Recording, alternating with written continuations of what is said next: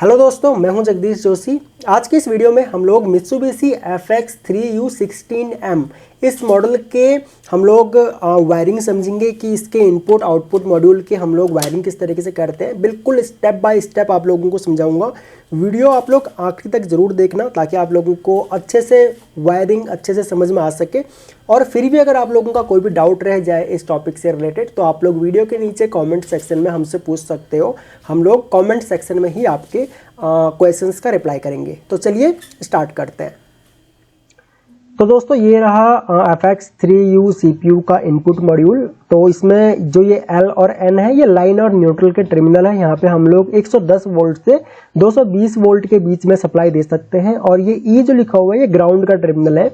ये SS जो है ये सोर्स और सिंक का टर्मिनल है। और जो ये मॉड्यूल है इसी मॉड्यूल से हमको 0 वोल्ट और 24 वोल्ट भी मिल जाता है। अगर आप चाहो तो अपने PLC का ही जो आपको जो PLC से पावर मिल रहा है 24 वोल्ट का, इसको भी यूज कर सकते हो कंट्रोलिंग के लिए। बट रिकमेंड ये किया जाता है कि आप लोग एक एक्सटर्नल पावर सप्लाई की तरफ जाओ और एक्सटर्नल पावर सप्लाई को यूज करो। क्योंकि अगर मान के चलो ज़्यादा इनपुट आउटपुट्स हैं आप लोगों के पास और एनालॉग की प्रोग्रामिंग अगर आप लोग कर रहे हो तो उस केस में फिर जो इनबिल्ड पावर सप्लाई है वो रिकमेंड नहीं की जाती है। तो इसीलिए मैंने यहाँ पे एक अलग से पावर सप्लाई लिया हुआ है। और उसके बाद यहाँ पे हमारे पास जो है वो इनपुट टर्मिनल्स हैं।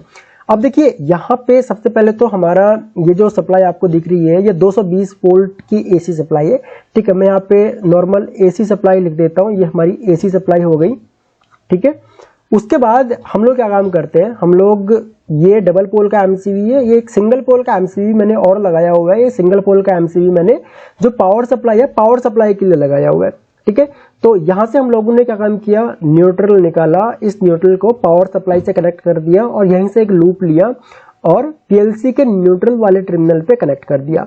सेम यहाँ पे जो सिंगल पोल का MCB है इसके आउटपुट से हम लोगों ने पावर सप्लाई को पावर दे दिया। तो पावर सप्लाई को 220 वोल्ट हम लोगों का यहाँ पे मिल चुका है। ठीक है, जैसे ये MCB ऑन होंगी तो पावर सप्लाई हमारा यहाँ पे ऑन हो जाएगा। उसके बाद डबल पोल के MCB से हम लोग लाइन वायर लेते हैं और उसको हम जो हमारा PLC है PLC से हम लोग कनेक्ट कर देते हैं। तो इस तरीके से अब PLC को भी यहाँ पे पावर मिल जाएगा। ठीक है, उसके बाद हम लोग क्या काम करते हैं, जो पावर सप्लाई है पावर सप्लाई से हम लोग प्लस 24 वोल्ट लेते हैं। जो ये प्लस है ना, क्योंकि ये 24 वोल्ट का पावर सप्लाई है तो ये प्लस वाला टर्मिनल है, यहाँ से हमको प्लस 24V मिलेगा। ठीक है, और माइनस वाले से हमको मिलेगा 0V। ठीक है, तो ये सेम वही है जो यहाँ पे 0V और 24V लिखा हुआ है। इन दोनों को अगर हम लोग इसका वोल्टेज मेजर करेंगे तो हमको 24 वोल्ट मिलता है। ओके, तो यहाँ पे हम लोगों के पास कुछ इनपुट सेंसिंग डिवाइस हैं। ये एक NCPB है और ये एक एनो पुश बटन है जिसमें 2 एनो एलिमेंट लगे हुए हैं। सेम यहाँ पे एक एनो पुश बटन है, इसमें भी 2 एलिमेंट लगे हुए हैं। ये एक सिलेक्टर स्विच है, इसमें भी 2 एलिमेंट लगे हुए हैं। और एक ये लिमिट स्विच है, इसके अंदर भी 2 एलिमेंट होते हैं, एक कॉमन और एनो NC। तो हम लोगों ने यहाँ पे सिर्फ एक ही यहाँ पे हम इनपुट को यहाँ पे यूज करेंगे। तो यहाँ पे सबसे पहले हम लोग क्या काम करते हैं, जो हमारा पावर सप्लाई है 0 वोल्ट इसको हम लोग SS पे कनेक्ट कर देते हैं। अब ये डिपेंड करता है कि आप लोग सोर्सिंग टाइप कनेक्शन कर रहे हो या फिर सिंकिंग टाइप कर रहे हो, उसके अकॉर्डिंग आप लोग प्लस 24 वोल्ट या 0 वोल्ट को कंट्रोल कर सकते हो। मैंने यहाँ पे 0 वोल्ट कनेक्ट कर दिया, ये हम लोगों का 0 वोल्ट हो गया। उसके बाद 24 वोल्ट को अब हम लोग यहाँ पे इस तरीके से कंट्रोल कर लेंगे। ठीक है, तो जितने भी इनपुट सेंसिंग डिवाइसेस हैं हमारे, यहाँ पे देखो इनसे आउटपुट निकला और यहाँ पे पहुंच गया। X0 पे NC पुश बटन से आया है और ये X1 है। ठीक है, यहाँ पे अगर आप लोग देखोगे तो ये इस तरीके से X1 पे कनेक्ट हो रहा है। तो ये X1 पे एक एनो पुश बटन के एक एलिमेंट से आ रहा है और X2 पे उसी पुश बटन के दूसरे वाले एलिमेंट से सप्लाई आ रही है। तो इस तरीके से इसके कनेक्शन किए हुए आप लोग अगर चाहो तो स्क्रीनशॉट लेके रख सकते हो अपने पास इन फ्यूचर के लिए, ताकि आप लोगों को और अच्छे से ये समझ में आ सके। फिर हम लोग देखते हैं यहाँ पे, अच्छा ये ग्राउंड का टर्मिनल है। ठीक है, हम लोगों ने यहाँ पे ग्राउंड वायर भी कनेक्ट कर दी PLC के साथ में भी और पावर सप्लाई के साथ में भी। ये हम लोगों का आउटपुट मॉड्यूल है। आउटपुट मॉड्यूल में कुछ PLCs में आप लोगों को हर एक टर्मिनल के लिए एक कॉमन मिलेगा। कुछ PLCs में आप लोगों को स्टार्टिंग में मान के चलो लगभग 3 आउटपुट के लिए एक कॉमन या 4 आउटपुट के लिए एक कॉमन इस तरीके से मिलेगा। वो आप लोग मॉड्यूल टू मॉड्यूल देख सकते हो या फिर मॉड्यूल का जो मैनुअल है उसको आप लोग फॉलो कर सकते हो। यहाँ पे स्टार्टिंग के कनेक्शन सब कुछ सेम है। अब हम लोग आउटपुट मॉड्यूल के कनेक्शन यहाँ पे देख लेते हैं। तो आउटपुट मॉड्यूल में जो 0 वोल्ट है, 0 वोल्ट यहाँ से सबसे पहले तो रिले बोर्ड के कॉमन वाले टर्मिनल पे हम लोग लेके आते हैं। रिले बोर्ड में भी हम लोग चाहें तो 0 वोल्ट या 24 वोल्ट दोनों में से किसी को भी कंट्रोल कर सकते हैं। वो आप लोगों को पता होगा, एक जंपर रहता है, वो हम लोग सिंपली कनेक्ट करके हम लोग कर सकते हैं। अब यहाँ पे कॉमन आपको 0 वोल्ट रखना है या 24 वोल्ट रखना है, वो आप लोग यहाँ पे सिंपली चूज कर सकते हो, सेलेक्ट कर सकते हो, उसके अकॉर्डिंग आप लोग कंट्रोलिंग कर सकते हो।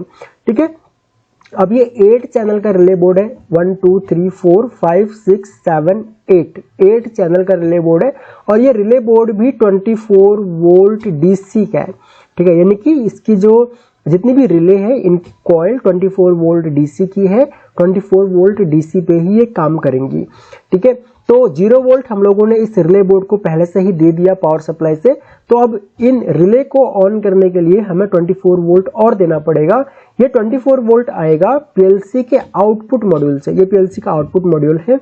तो क्या काम किया जाता है, सबसे पहले तो जो प्लस 24 वोल्ट है ये पीएलसी के सभी कॉमन पे कनेक्ट कर दिया जाता है, ताकि जैसे ही हमारा जो भी आउटपुट ऑन होगा उसके अकॉर्डिंग हमारे रिले बोर्ड पे सप्लाई आ जाएगी।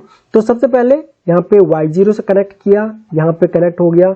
उसके बाद Y1 कनेक्ट किया, फिर Y2 कनेक्ट किया, Y3 कनेक्ट किया, Y4, Y5, Y6 और Y7 यहाँ पे कनेक्ट हो गए।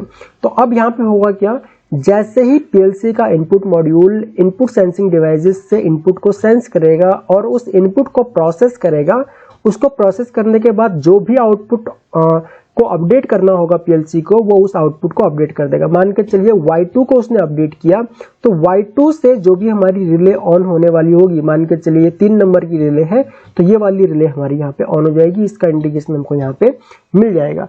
तो इस तरीके से आप लोगों को देखने को मिलेगा कि हम लोग पीएलसी के कनेक्शन करते हैं। ये हमारे पास FX3U पीएलसी है 16MR।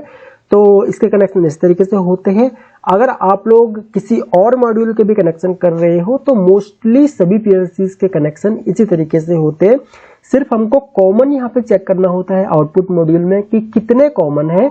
अगर मान के चलो एक से ज्यादा कॉमन है तो हम लोग कॉमन का लूप बना देते हैं। अगर एक ही कॉमन है तो हम लोग एक ही कॉमन पे 0 वोल्ट या 24 वोल्ट जो भी पीएलसी की स्पेसिफिकेशन है या जो भी पीएलसी का मैनुअल बोल रहा है उसके अकॉर्डिंग हम लोग इसकी वायरिंग कर देते हैं। आई होप कि समझ में आया होगा आप लोगों को। फिर भी कोई डाउट हो तो आप लोग वीडियो के नीचे कमेंट सेक्शन में अपने क्वेश्चन पूछ सकते हो। मैं आपके सारे कमेंट्स पढ़ता हूँ और मैं ट्राई करूंगा अगली जो भी वीडियो होगी उसमें आपके डाउट सॉल्व करूँ। सो इस वीडियो लेक्चर में इतना ही। Thanks for watching. मिलते हैं अपने नेक्स्ट वीडियो लेक्चर में।